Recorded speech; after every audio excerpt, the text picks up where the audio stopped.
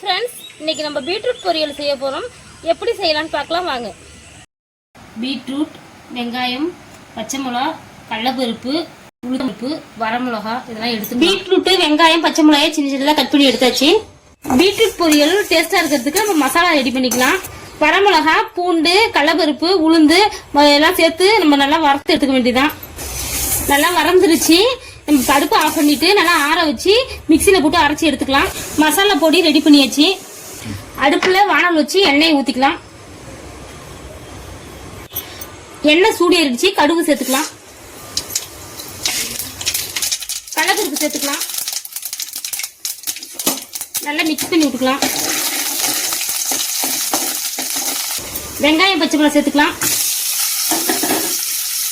நல்லா பொன்னிறமா வதக்கிக்கலாம். வெங்காயம் நல்லா வதங்கிடுச்சு பாருங்க. அடுத்ததான் நம்ம பீட்ரூட் சேர்த்துக்கலாம். நல்லா மிக்ஸ் பண்ணி விட்டுக்கலாம்.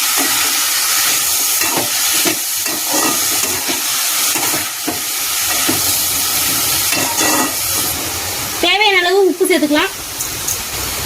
காய் வேகிறதுக்கு தண்ணி ஊற்றிடலாம். நல்லா மிக்ஸ் பண்ணி விட்டுக்கலாம்.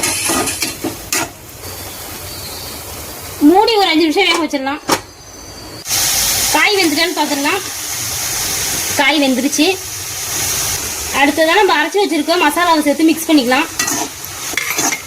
இந்த காய்க்கு மசாலா தான் உங்களுக்கு டேஸ்ட் கொடுக்கும்.